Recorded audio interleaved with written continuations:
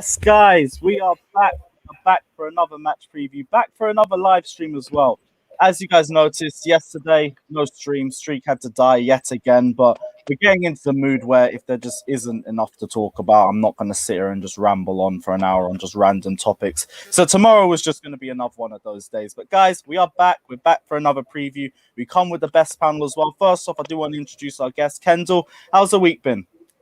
Yeah, it's been all right, thank you. Pretty boring, to be honest, because Newcastle don't have any FA Cup games, so haven't been able to watch them. And it's been extra bad snow up in the northeast, so just really, really boring, to be honest with you.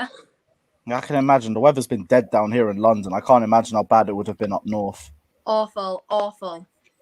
Yeah, and Loz as well, partner in crime as per usual. Thank you for jumping on, bro. We literally spoke an hour ago, but yeah, how's your weekend been anyway?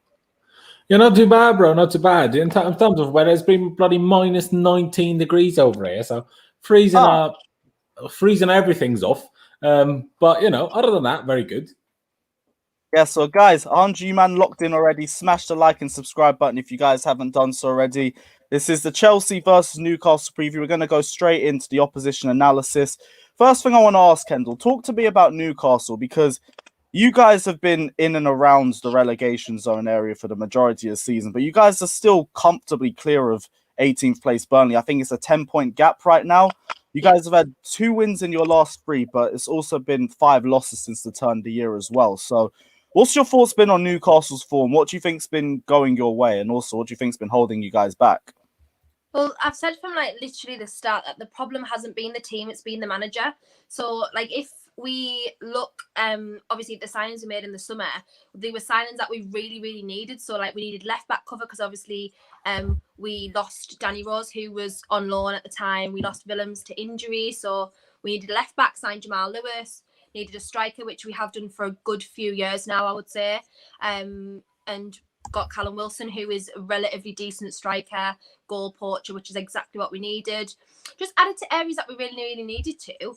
And then it comes to it and they're not playing in the right positions. They're injured. Injuries just follow Steve Bruce around to every single club he's ever been to. He always has an injury crisis. And we've had about 4 this season where, 3+ major players have been out. Obviously, recently, since the Aston Villa game, I would say, which I think was maybe 5 games ago. I might be wrong, but Graham Jones has come in as assistant manager, who was Roberto Martinez's second in command for a lot of his career. So, obviously, Everton, Belgium national team, things like that. And he's come in, changed formation, so changed it to 4-3-3. And we've ended up winning a couple of games which we probably thought we wouldn't, i.e. Everton, Southampton, who was definitely not a team I thought in this run of fixtures that we've got now could win at all. So they're really decent wins that we have got on the board. Obviously, we're coming into Chelsea and Man United now. So I've got a little bit of hope after watching Man United today that it might not be as bad. I was expecting 5-0 or something in both these games, really. But obviously now we've lost Callum Wilson, which is massive blow to us, massive, because we don't really have goals from anywhere else apart from Almiron. In terms of attack, and we don't really have goals coming from anywhere else. So that's going to be a big, big, big loss to us in these next run of fixtures because he's out for 8 weeks. So it's where are the goals going to come from? I hope Gale comes in for him because I think he's probably the best replacement in that sort of position. Yeah, he's likes a goal against us too, doesn't he? So Joelinton, I don't ever want to see him there again, really. What's the thing with Joelinton? Because I've never heard a good thing about this man. There isn't a good thing about him. There genuinely isn't. I can't, if a player's not good and they don't score goals, it's their physicality is really good, or their holding play is really good. They, they intercept a lot. He doesn't do anything. He just stands there. He's literally a melon. He just I really don't understand it. I don't understand him. How on earth that transfer ever got approved is mind blowing to me. Absolutely mind blowing. Someone somewhere has came off that transfer with a massive lump sum of money. That's the only thing I can think what the reason why that's gone through, because otherwise, how? Like, someone tell me how. The only other thing I remember about Joelinton is that didn't he score a winner against Spurs like first game last season or something? Yeah, I remember the only that. thing I remember. Realistically, apart from the cups, that's like the only thing he's ever done. Of, like, So he's not one of those that's just good for I'm a not cup even run. lying. That's That's not even it. exaggerating. Like, I don't have an agenda. This is the actual truth. Like, actual truth. So what? It's another one that's a motivational striker. Would you say? Because you're saying he's decent in the cup games. So I think it's one of those that you can't really last for a league season. When you need him for a key 90-minute match, you can do something. He's decent in the cup games against like Oxford. It's like, okay. Do you know what I mean? Like, he's not like decent against like Arsenal, for example, who we played in like earlier in the FA Cup. He's not decent against them. He's just decent against like Oxford and Newport, who we played, like things like that. That's who he's decent against. I just really, even if you look like at his stats against Hoffenheim when he was there, like they're not like £40 million stats, if that makes sense. So I don't really know how that ever got approved. I really don't, because when Rafa did you say she was a £40 million signing? Yeah, £40 million he was, yeah. I won't say too much about Bernard, you know what I mean? Can be. Yeah, we've had our howlers before, so I won't say too much. But 40 million for Joelinton, that's a madness. What's been happening with Newcastle then? Is Graham Jones still going to be taking over you guys for the Chelsea game, or is it Bruce back? Well, it'll be Graham Jones's tactics, but Steve Bruce will be like kind of pretending at the his, which he has done, because I laughed when Graham Jones had been in charge of tactics and coaching for 2 games, and Steve Bruce like came out in a post match and was like, "Oh, you know, this formation's been like a month in the works," and I'm like, "No, it hasn't. I've only seen it in the past 2 games. We've never played 4-3-3 before." So he's trying to take weirdly the credit for like something Graham Jones is doing. Obviously Graham Jones will be, hopefully he'll be the one feeding the tactics, because it might have to change unless, as I say, they replace Wilson directly with Gale, because I think that's the only person who can probably replace him there. Carroll's not, you know, like a goal poacher or anything. He's more of an aerial threat, and he is, when we sit deep, he's more defensive, so he's not going to be an ideal replacement. He can't even play 90 minutes. He literally injures his wrist like opening a bag of crisps. Like, it's embarrassing. So he's not going to be able to play 90 minutes. So yeah, it'll be Graham Jones in charge of tactics, and Steve Bruce will just be on the sidelines like a passenger as usual. But he's had a whole hoo-ha of the fact that he's been getting death threats and stuff this week. So I don't know, because last week he was telling everyone that he was getting love letters and fan mail, and this week it's death threats. So I don't really know how true that is for everything, to be honest. Yeah, one thing I did want to ask as well, because I wanted to delve into Steve Bruce, because you lot, like, especially, well, compared to us, you lot absolutely loved Rafa Benitez when he was at the club. And to be honest, it did seem like a perfect fit at the time, other than the obvious Mike Ashley tax, so we have to take into account. But how bad's the downgrade been from someone like Rafa Benitez all the way down to Steve Bruce? Is there any positives in his managerial tactics or anything, or is it literally just all downhill? The only positive I can probably give him is that the signings he makes are good. So like he signs for positions that you need to. He doesn't just go and make like a random, like unfortunately we've got a lot of dead wood left in the squad from Rafa Benitez's signings. I think Lazar, who's just signed for Watford, hasn't played for like 3 seasons. Just certain players like that. But Steve Bruce's signings so far, ignoring Joelinton, have been pretty decent. So obviously Ryan Fraser, Callum Wilson, St. Maximin have all been, Jamal Lewis have all been Steve Bruce signings. So that's fair enough.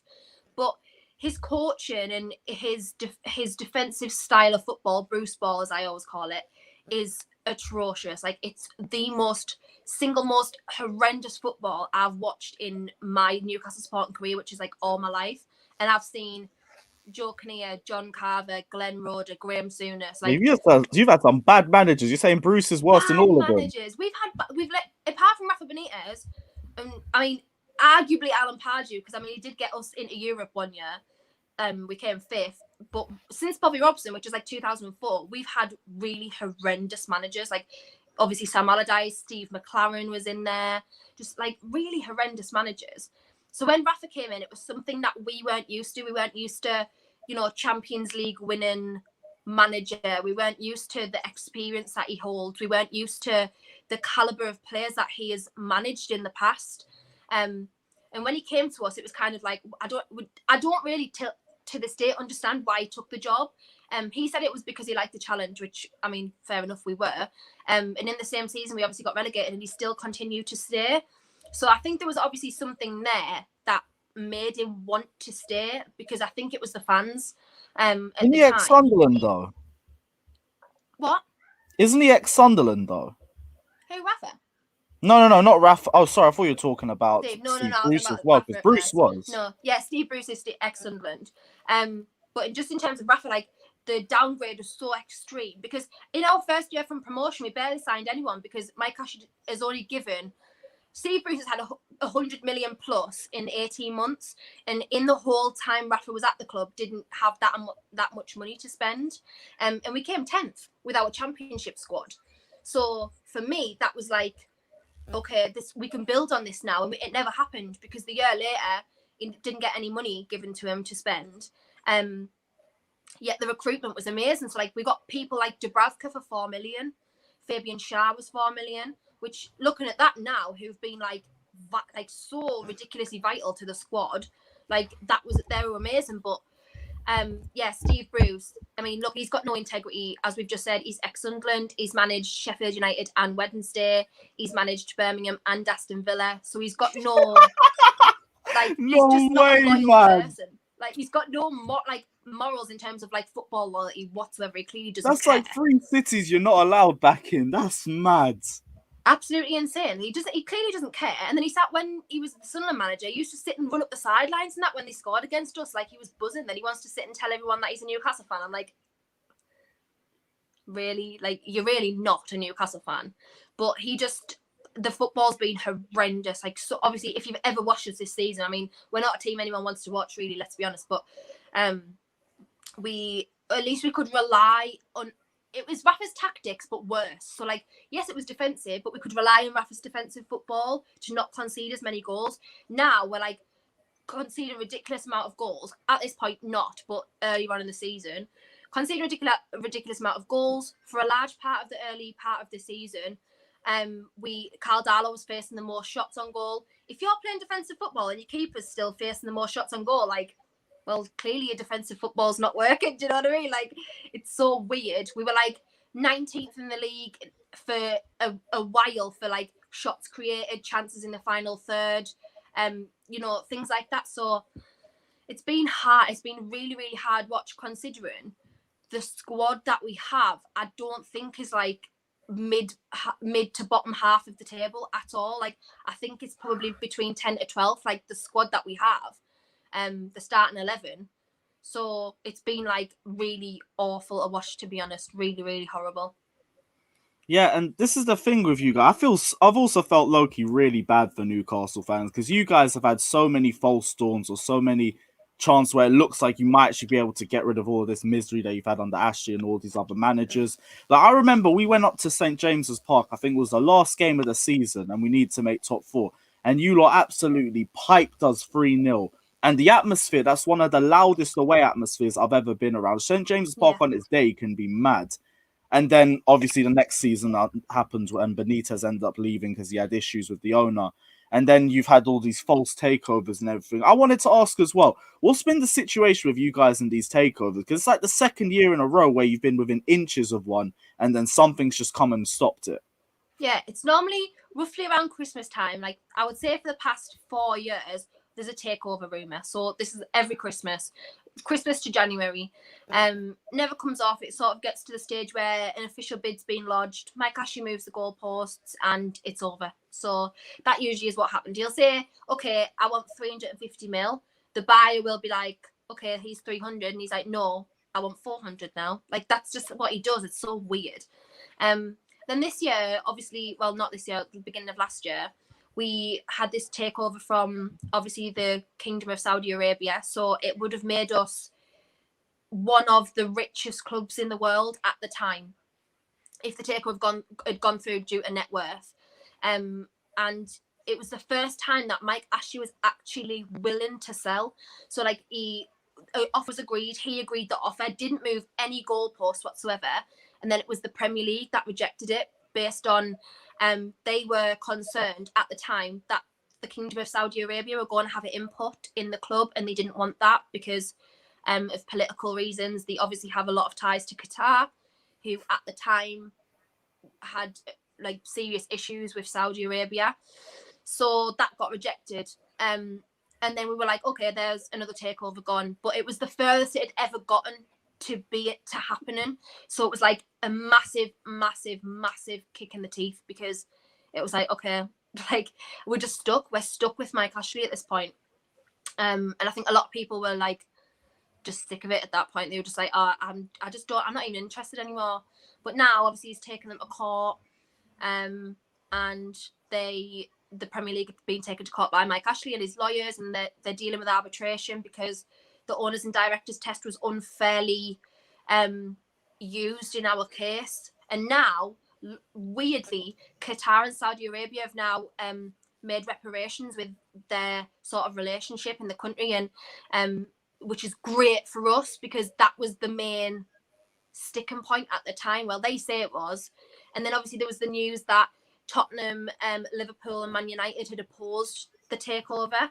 And the Premier League were like, well, we didn't really take their influence. But then in a couple of letters later and a couple of statements later, they said, oh yeah, we've consulted with certain teams in the league and stuff. And it's like, come on, like, why wouldn't, I don't really understand from, maybe this is because I'm not from a rich club or not from, I mean, not rich. I mean, I think we're probably 10th richest in the league, but from a club that can financially really like excel itself.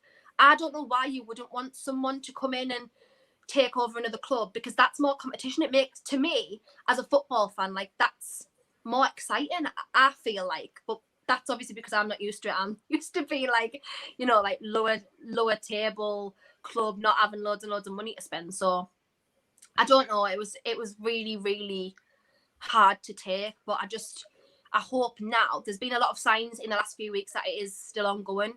So I hope there's now still a chance it could happen. Yeah, I really, really do hope. And people call you deluded and stuff if you think that's going to happen. Like, fair enough, I don't care if I'm deluded. Like, I want my club to do well. I want to get rid of this absolute...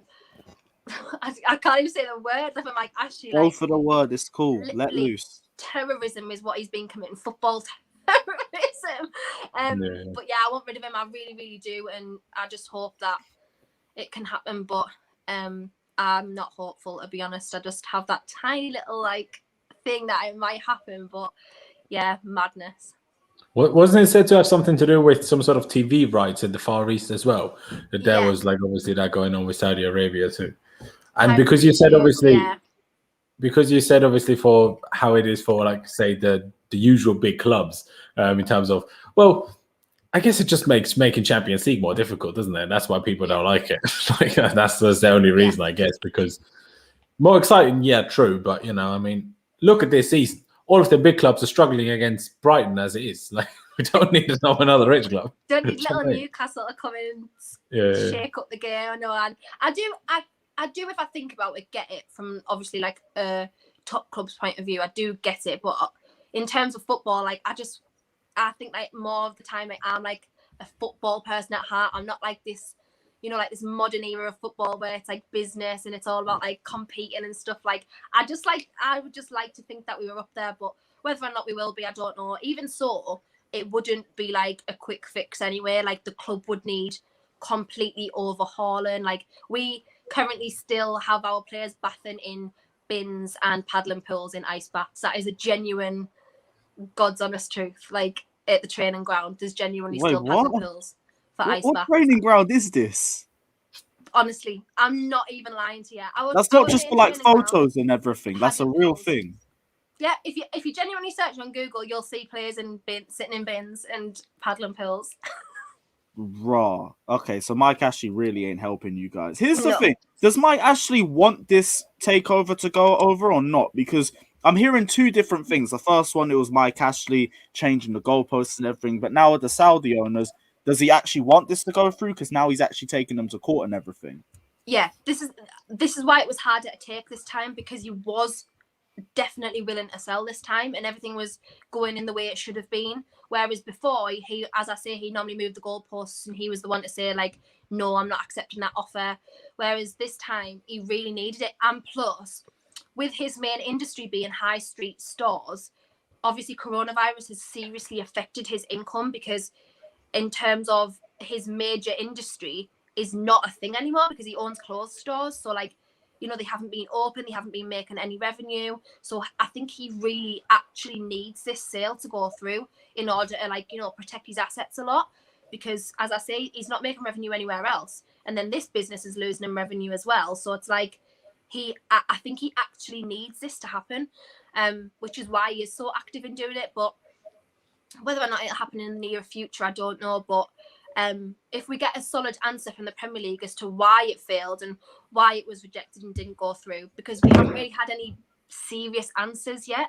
So if we do get that, then that'll even just be a better step in the right direction. But as we've just been speaking, I've literally just getting a text to say another dot joined. So that's relating to the takeover. So I don't know what it is or what's happened, but hopefully by the end of the season, we might have a new owner. Right now. Say that again. Also, what you're saying, there's like a small bit of progression that's just happened now. Yeah, something's happened. So it's in like the Newcastle group chat. So I don't know what's happened or what's gone on, but everyone just takes like a little. Yep, you weren't even lying. You weren't even lying. Told ya. Literally, man. Like that's 1, 2, 3, and these are all from different seasons as well. So I actually believe you at this point. Fucking hell, your training grounds are madness. But okay, so what happens if this thing actually goes through? If this takeover goes through and it goes through court, does that basically mean that the Premier League has been proven to be corrupt or what? Well, yes. So I'm assuming, I don't know any like of the politics side of it. I'm not that sort of person. I don't know if people can tell, but I'm not like a politics inside or anything. But there will be questions to be answered to the Premier League as to what influenced them to make that decision. Because obviously, if no wrongdoing's being found on Saudi Arabia's part, which they categorically deny they did anything wrong, and they say that they offered all paperwork, at the point where it was going to be rejected, they even were offered arbitration and mediation, and the Premier League didn't agree to it. So whether or not that is something that makes them corrupt, I don't know. Whether they've had outside influence.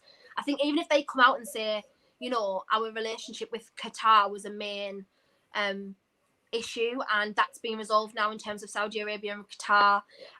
So, you know, this takeover can move forward. That would be fine. I don't think we'd really be interested in why it went wrong. As long as it can move forward, then we're not going to hold on to it. If we can move forward, that'll be amazing. But yeah, there will be a lot of questions to be answered by the Premier League and by, you know, Richard Masters, if this is the arbitration does turn out to be sure that they have done something wrong. So yeah.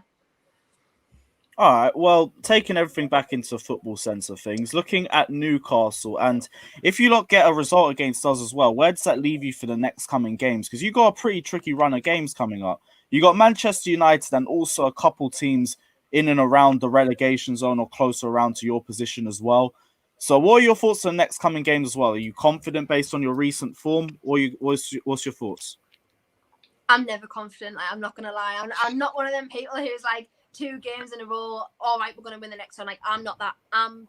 The way that we play and the way that the season's gone, I'm more like, okay, just expect nothing, and if you get something, it's amazing. If you don't, then you're not disappointed. Like, that's how I feel. But if we continue with this formation, I can see us getting more points from games that we probably didn't expect. So, I mean, we've already drawn with Wolves this season.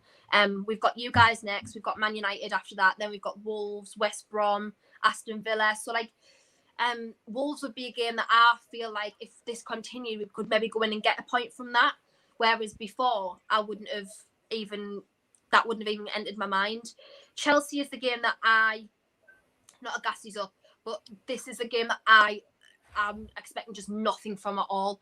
If it's a 2-0, I'll be probably relatively happy. Not happy with the defeat, but I'll not be as upset, like, because I'm just expecting it. So I won't be too bad. Obviously, the way that you guys have been playing with the new manager, and you seem a lot more headstrong and more systematically, cohesive. Like, I feel like that's going to be our issue because we have lost a few vital players. So Shah is now out for the season. Manquillo, our right back, is now out for 8 weeks, and Callum Wilson's out for 8 weeks, which are 3 players in this new system. And did you sell Yedlin, or did that not happen, that transfer? Say that again, sorry? Did Yedlin leave or not? Yeah, he left. He went to Galatasaray. Yeah. So that only leaves us with Kraft at right back, who I don't even know how he gets in the national team for Sweden. I actually have no idea, genuinely. So that leaves us there, unless they go back and revert to like a back 3 with 2 wing backs, which Jacob Murphy can probably play at right back. But I don't want to do that because this back 4 has been working so well. Like, I don't want to have to go back to defensive tactics yet, but I don't really kind of rely on Kraft. So I just cannot see us getting anything out of this game whatsoever. I don't know in terms of like if you have any injuries, because I think the last game you played, like, you didn't really have many major injuries at the time. So we just got Silver and Havertz out. Yeah, them two. That's it, really. I'm not looking forward to it at all. I just can't really see us getting anything. You said earlier that obviously once the new assistant manager came in, you kind of switched to a 4-3-3. Obviously, we've, other than the second half in our FA Cup game, we've always played a 3 at the back system under Tuchel since he's come in. Do you think you'll change it because we play a 3? Because I assume the games when you've played the 4 now has been against teams that have used the 4 as well. Yeah. So Steve Bruce has said in the past that he doesn't use tactics, which makes me think that he doesn't go and do any prior research. Evidence in that the past, like when we play Wolves, who are there again, a team that plays with a back 3 or did play with a back 3 at the time, we just stayed at a back 5, and that was, he doesn't really go into a game looking at the opposition team. If we win, we just kind of use the same team and go into the game with the same team, because I think he just thinks, like, don't change a winning team. Whether or not this new assistant manager, who to me looks like he is in charge of tactics, will change it, I'm really not sure. I don't know yet at this point, because as you say, the last couple of games that we've played, the teams have kind of been matched in terms of formation. So whether or not we'll change it, I don't know. I'll be interested to see if Graham Jones does have an influence over that. I'll be very, very interesting. But I personally, I just can't see it. I really can't, unless injuries. As I say, we might revert to a back 3 ourselves with 2 wing backs, just because injury wise, we don't have like a flat right back, if you will, that we can rely on. So we'll see. I don't know. As you can tell, I don't have much faith in me manager. So yeah. Yeah, we've been in that situation a few weeks ago as well, so I understand those sentiments. Big up Justice for the donation as well. We've already gone through what players were at the match, so I do want to ask you what your thoughts have been on Chelsea this season, both before and after Frank Lampard, and also who on our team is going to concern you the most going into the game. So, I mean, at first I thought Lampard was having a pretty hard time from Chelsea fans, I'm not going to lie. Not because like I thought he was playing good football. It was just because the position that a club like Newcastle are in, I was like, oh God, like, you're fine. Like, it's really not that bad. Like, but that's because obviously I see us in a worse position, and I see teams like Brighton in a worse position, just things like that. Then when you really look at it, and I really take a step back and, look at context and think that Chelsea expectations are higher. You've got a really, really decent squad. You made some really decent signings in the summer. Well, like that were thought were decent signings. No offense, Werner, and that. That you thought were going to be decent. Hey, it was only 10 million more than Joelinton, so you can't say that. Can you believe? So yeah, like when I looked at it from in context, I thought, actually, I think you do probably need a change, because at the time Werner was obviously massively low in confidence, and there's a player there. People have seen him. It's not like you've bought him on the pretense that he's had a relatively okay season and you're hoping to build on him. That he's already pretty established. He's a really, really decent player. I mean, Thiago Silva, amazing signing. Like, that is just something that I never thought I would really, really see. And he's been really, really good. I think now with obviously, how do you pronounce his name? Tuchel. I've been Tuchel. struggling too. Lawrence, this is for you, man. I hear loads of different pronunciations, to be honest. But anyways, Actually, give me a reminder, Lawrence. Which one is it actually? Because I'm gonna say it wrong too. It's just Thomas Tuchel. Like I explained, the way I tried to explain it to English people is how you say James. You know, James Rodriguez. That sound at the start of James. That's how you say the TH in Tuchel. Tuchel, like that. Exactly. Yeah, that's very good. I need to remember that. I'm gonna clip this video at the end. Tuchel. All right, cool. Yeah, I think him now. Obviously, we know he's a tactician. He's a very established manager.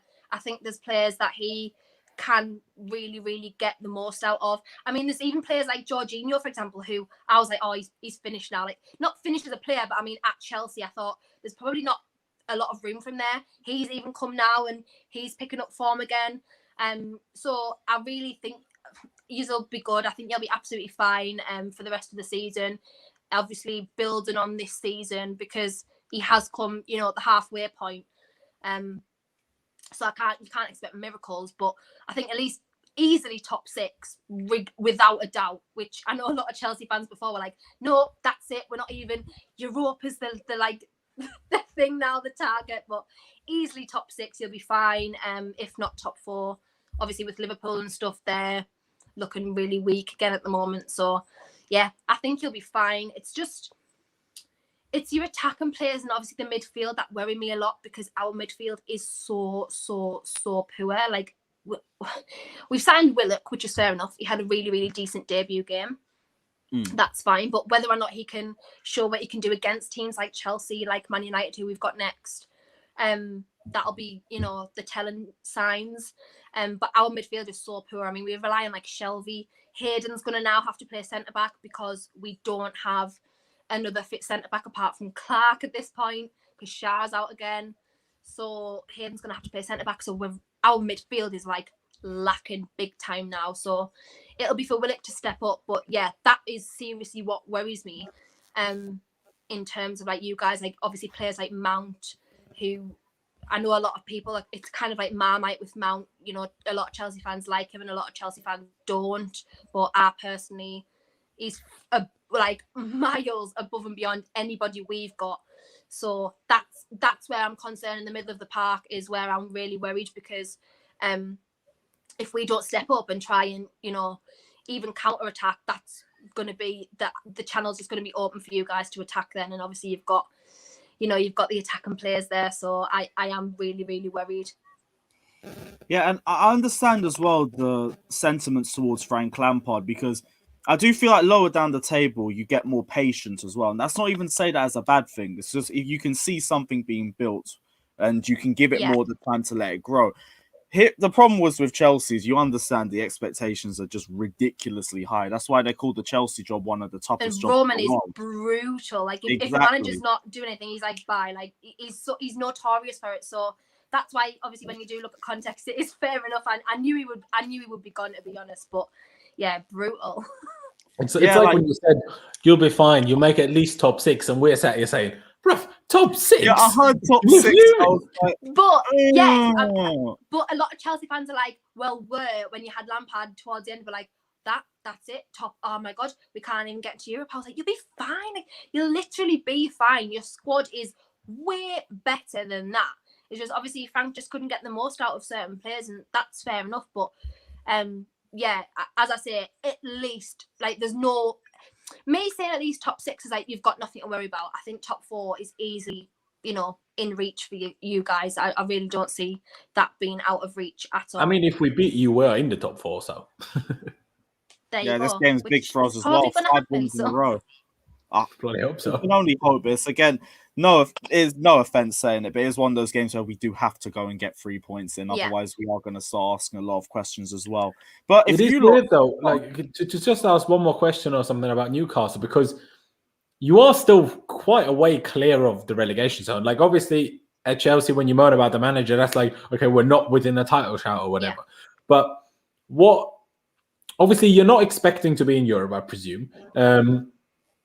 And then does it really matter to you whether you come 10th or 15th? Like, does that really make a difference? Isn't it all about just not getting relegated? And if you're quite far away from that, does Steve Bruce do that bad of a job. And obviously, like, fair enough, you say some of the players are just good and, you know, it's not really down to anything Bruce does. But as obviously an outsider looking in, like, you might not like him and it might be even worse than Jose's football. But at the end of the day, as long as he's keeping you up, who cares? But that's what I don't want, because Okay. I feel like the squad that we've got when everyone's fit is better than that. And for the past 4 or 5 years, probably even going back longer, I would say 6, 7 years, that's been the goal, just not to get relegated. And obviously we have. And I don't want that to be the sole goal. I want to say we come 15th this year.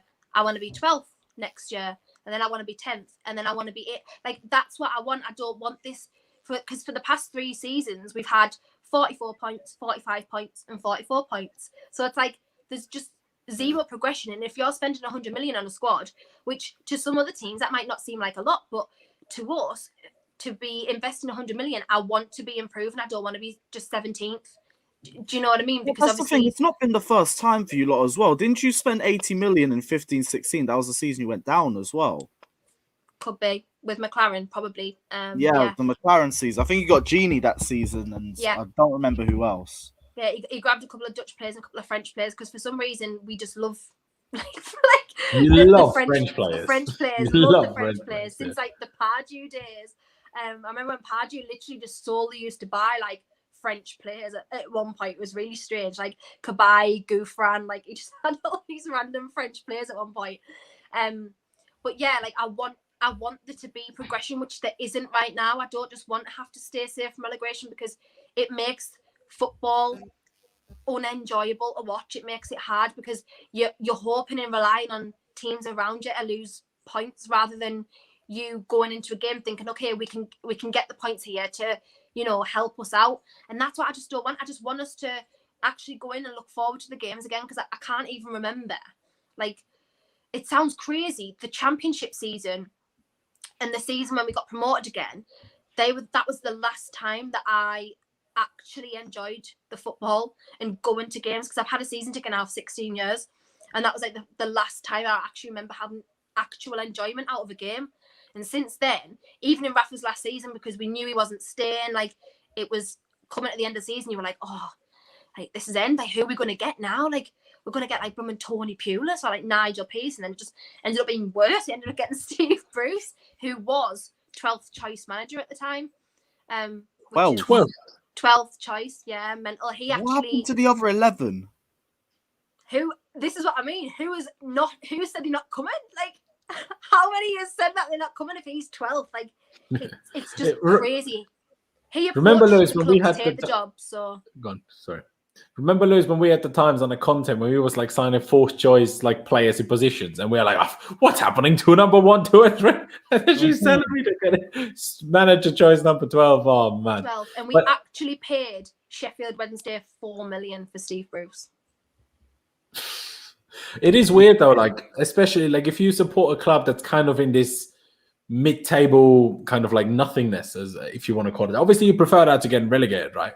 But still, I reckon now that obviously we can't go to games, that must actually like make supporting football a lot harder, because like I support my local club as well. And okay, now we're in the 2nd division in Austria, so you know, who cares? But even when we're up there and we're like trying to stay up, and if we have a comfortable season, we're talking game by game. Yeah, let's hope we can get a win, but there's no real like aim to like, where do you really get to it? Just don't get relegated. It doesn't really matter. So that's when you can't go to an away game. You have to watch it on TV. You're like not really that bothered. It's just about going to the games. And then when you can't, it's like, do you know what I mean? 100%. And like, obviously, as you know, even you said at the beginning, like going to St. James's Park, like the atmosphere, it's one of them grounds like Anfield where the crowd really and the fans really do help you with results, and they do try and help you with results. And so it's really been really hard. And obviously in the case of like Bournemouth, for example, I don't want to go down the route of Bournemouth where mediocrity is okay for a couple of seasons, and then eventually it's not enough. And like, that's just what I don't want. I want us to build, and we have got the players to do that. Like, I mean, there's players, I would say, arguably from like the big 6 in the Premier League, I would say at least three clubs would take like St. Maximin off our hands. So I just, it's like hard for me to watch a team that doesn't even try to attack when we have got players that can do that. It's just the manager was, so stubborn not to do that. So, yeah, it's hard to watch, to be honest. I'm really, really not looking forward to the next couple of fixtures because, as I say, they're pretty hard. But obviously, my second team is Atletico Madrid, so we play Chelsea. Newcastle play Chelsea on the 15th, and then Atletico play Chelsea in a week. So I'm hoping there's going to be at least one win out of them two. So yeah. Yeah, as a final question before we do delve into Chelsea a bit more, if you can see yourself getting a result of this game, where do you see yourself getting a result, and where do you think you could potentially expose us? Obviously, I think really your centre backs have been the weakest part of your team. That's not me saying they're weak. That's just obviously like Rudiger's made a couple of mistakes. Zuma prior to that was not. I mean, at the beginning of the season, I was in a couple of the team of the weeks, but then he just kind of went downhill from that point. Thiago Silva obviously has come in and has experience. He's really, really good. That's the only place I can see us even trying. But now we haven't got Wilson. I'm like, I don't know if we will, because I can't see Maximin being direct enough to, attack centrally in that sort of region, because he normally is on the wing and kind of whips the balls in from the wing and tries and, dribbles across. I can't see him being direct enough with it. So if we are going to attack any part of your team, that is where I feel personally is probably the best to do so. Obviously like Christensen and stuff, like I don't really think he is. I think there's better centre backs you guys as a team could have. Whether or not you guys agree, I don't know. Been mudded. I can't be asked. Yes, thank you, Loz. You did that for me. Okay, I feel slightly better. The Danish rules here to save our souls. Depending on who plays, that is probably where I would feel to attack the most. But whether or not we will is a different story. I think we'll probably just be very defensive again. Yeah, that's why I'm low-key feeling we're going to see a lot of similarities to this game that we saw from the Burnley game and I'd say the Sheffield United game as well. Not too much the Spurs match. But the biggest question is, as always, who do we play through the middle? I think the back five usually speaks for itself. I think the only question is, do we play a back five or a back four? Loz, what's your thoughts? Yeah, it's a weird one. Obviously, we spoke about this on my channel earlier, and it's like, obviously, we saw the back four against Barnsley in the second half, and as a personal preference, I would like to see us long-term at least use a back four. But I do see why Tuchel would stick to the five, especially while Thiago Silva's out, because even like Kendall said, our centre-backs without Thiago, you don't really trust any pairing of them 100%. They have their days, and then they're as good as anybody on their day. But they don't have their days all the time. Otherwise, they'd be better centre-backs, I guess. So I think he'll stick to, and probably should stick to a back three. I prefer to call it a back three than a five, especially when one of our wing-backs is Hudson-Odoi. Not really a five then. And then at left wing-back, obviously, again, I would have assumed it definitely will be Alonso, but then Alonso started against Barnsley when he really didn't have to. So that makes me think maybe Chilwell will get a start, which I would personally like because, again, obviously Alonso does like a game against Newcastle, does like a goal against Newcastle. So I guess from that perspective, that would make sense. But even though one of them counted as an own goal, still Alonso's goal in my books. I guess you could make a case for both, shall we say? I don't really care which one it is of the two. I don't think either one playing will be the difference making whether we win or not. I will say. I think we will stick to the three, Hudson-Odoi, hopefully at right wing back. And then, like you said, it's just about who we play up top. Because obviously Werner has had a good game last time out, but not scoring. But I don't see Tuchel just leaving him out. It seems to be a case of he'll just play him until he gets through it and hopefully build his confidence more and more. And then he finally gets that goal and hopefully that one goal, as long as he comes in the Prem and not against Morecambe, because that clearly didn't help, gets him over the line and then we start scoring because, like you said, Atletico isn't far away. And obviously, if we want to beat Atletico, we need to have some strikers on form. So I guess it's going to be a case of that, really. Exactly that. Our biggest issue has been either being clinical or our final passes through the middle. And we'll talk about the middle too, but we know Joelinton is going to start. If anything, I just want to talk about how much we missed them, because the Grimsby match just exposed how weak we are in the middle without the pair of them. Grimsby. The one time he's calling it Burnley, now he's calling it Grimsby. these cup games, like I'm half asleep through all of them. I swear down. But yeah, the Barnsley game, fucking Gilmore and Kante. Literally, all respect to Billy Gilmore because I thought he was semi-decent in the game anyway. But the whole game showed exactly why we missed Jorginho and Kovacic in the middle anyway. Yeah, it did. It's just a case of, I mean, I don't know whether it would have made such a big difference against the Newcastle, presuming that they won't press us, right? Because that was kind of why Kante struggled a bit more and the rest of the team, because Barnsley's press was just ridiculous. And then plus their awful pitch. If you're pressed and the pitch is bad, what are you going to do about it? You can't pass your way out because the ball bounces around left, right, and centre. You can't dribble your way out because the ball bounces around left, right, and centre. And then if you punt it long, well, that maybe works to some extent, but also you're playing against a championship side. So they know how to deal with a ball that's punted long. So what do you do against it? And it's weird. Like, you'd actually think every lower league side should just start pressing Prem teams like crazy if they want any chance of beating them, quite frankly, because they got us close. I mean, Kepa obviously had to pull off a really good save in the first half. Tammy had to clear one off the line. So, credit to Barnsley as well. Even though, they are even good in the championship, they just beat Brentford, who, of course, have been, running the show there so far. So fair enough. But, yeah, Newcastle, realistically, I mean, maybe Kendall will correct me there, but probably they will do exactly like Burnley, sit back, punt the ball long if they can. I don't know whether, is Andy Carroll even still an option, or does that not exist anymore as a valid option now that Wilson is out? I don't know. But punt it long and hope for the best, I guess, and try to win a second ball and get a goal that way, maybe get a set piece. Obviously, I look at it that way. That's what they're probably going to do, and it's going to be down to us to break them down. And, hopefully we're going to find a way of doing that, I guess. Yeah, I was going to ask as well, is Newcastle going to be more the team to sit deep? Because I've been hearing in recent games more that you've actually been coming out more on the front foot and pressing a lot more recently. Yeah, that's been the good thing. That we have been coming out more attacking, and obviously the players that we have, we've been playing a front three with Wilson, Almiron and St. Maximin, or Fraser in replace of St. Maximin. So we have been coming out on the front foot, and that's what's been really, really good to watch. But whether or not Steve Bruce is going to look at this game and think, well, Chelsea could probably going to attack. Oh, I think you're on mute. Can you hear me now? Yeah, there we go. There we go. Yeah, sorry, it's because I've got my phone on Do Not Disturb and still it's cool. It's cool. I don't know why that happens. Sorry about that. But yeah, so whether or not we will, because that's why I keep saying Gale, because I think in terms of Carroll, Gale and Joelinton, who are probably our striker options, if you will, Gale is the only one I can see fitting in there to attack like that.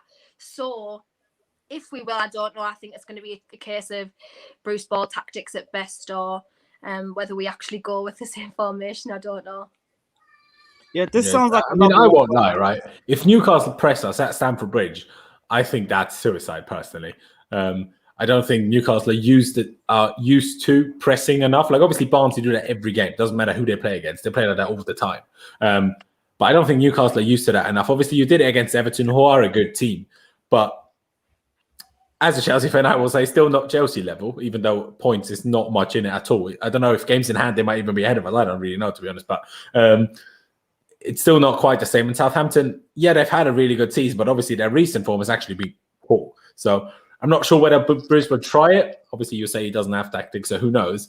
He probably doesn't know. But I think if Newcastle actually press us, that won't go well for them. Because what we struggle with the most, realistically, is breaking a deep block down, a low block down, right?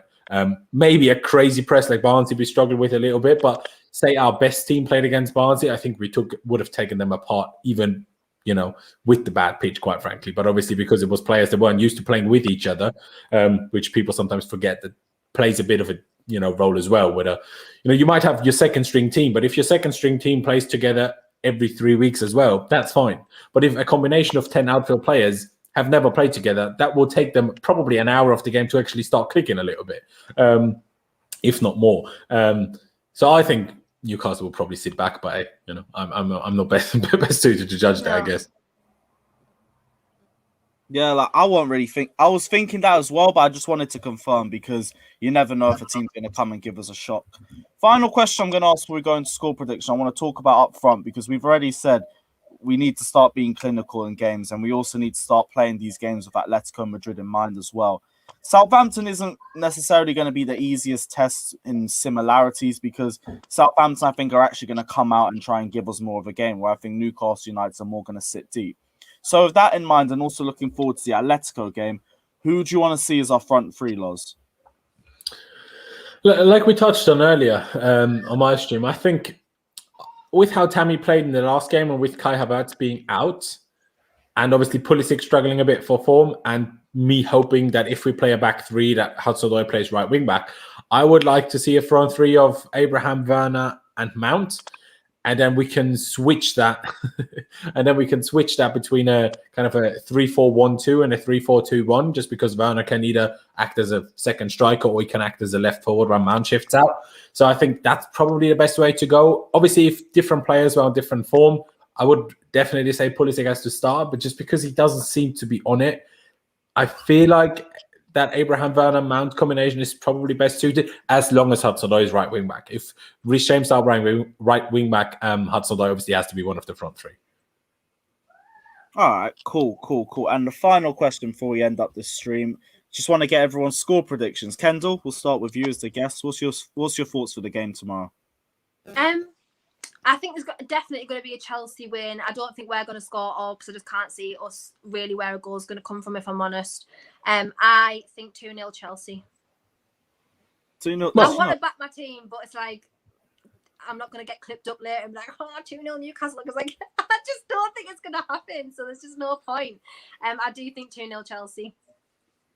I mean, see, this is different. Remember a couple of weeks ago, we were talking to Visit before the Burnley game, when he was giving us all the big ones about, Burnley going to beat us 1-0 or 0-0. And I was getting depressed. I was like, oh, no, he actually believes in that. Maybe I'm wrong with all my predictions. No, but see, hopefully that doesn't jinx it. I'm going to say 3-0, just because I said this earlier already. I'm just gonna keep talking it into existence until we start scoring a few goals in a game, because obviously we haven't scored more than 2 in a game under Tuchel, and we really need to just get some goals at some point. Especially if we want to climb that table, we need to clean up that goal difference a little bit, which has obviously suffered through that Christmas slump before Lampard got sacked. That wasn't fun. So hopefully some goals, that'd be good. But at the end of the day, whether we win 1-0, 2-1, 2-0, 3-0, I don't really care. Just get the 3 points, overtake Liverpool. That's what matters right now. Yeah, see, I got the similar mindset as well, where it's no disrespect to the opposition. It's just I need to start seeing more goals. I need to start seeing Chelsea be more clinical, because even under Tuchel, that hasn't changed. And I know it's not a managerial thing, because we've had like the last 4 managers come in, Conte, Sarri, Lampard, Tuchel, and we still have never been clinical as a team. Now we're asking it because we're facing Atletico Madrid, and we're facing the low block to end all low blocks. And I know we're going to have limited chances, and it's just, I know knowing Chelsea, we could actually make more chances than we expect. We probably still won't put any of them in the back of the net, except for maybe one, or a Jorginho penalty or something like that. So I need to see Chelsea start being more clinical. But guys, this is the end of the live stream. I hope you guys have enjoyed the panel and enjoyed the show as well. Kendall, let them know where you can all find you. You can find me. Can you hear me? Yeah, is my mic okay? Yeah. It keeps going off to do my head in. You can find me, Kendall Rowan, on all socials, YouTube as well. You can find me over at The Terrace, where I'm on the panels, and I also present a show on a Friday at 9 p.m. So yeah, if you want to find me anywhere there, that'll be where you can find me. Thank you for having me as well. Yes, guys. Thanks for coming on as well. Guys, check out Kendall Rowan's channel. Check out the Football Terrace as well. The link is in the title, so you literally have to do the bare minimum. Just press the names, send you straight to the channel, and press the like and subscribe buttons then as well. Loz, we all know where to find you, but still promote your socials anyway, bro. Well, if you want to subscribe to my YouTube channel, that'd be great. Like Lewis said, the ad should be in the title. Help me get 10,000 subscribers as soon as possible. Just go over there, subscribe. That'd be brilliant. And yeah, subscribe to Lewis as well, obviously. Just because he's hit 20K doesn't mean, we want to stop there. We want to keep growing. So subscribe to him, smash the like button, do all of them things. And thank you for having me on, bro. Yeah, guys, it's Valentine's Day, so please be in the giving mood. Press a couple of those likes and subscribe buttons. We would massively appreciate it. But guys, we will see you guys tomorrow. Either I might do a lineup announcement video, I might not. If not, you guys will see me back on here for the live review straight after the game. Blues Fans TV as usual. Check out the watch long, check out the phone, and smash the like and subscribe button. Check out Kendall's channel, check out the Football Terrace, check out Lawrence's channel as well. And we'll see you guys tomorrow. Take care.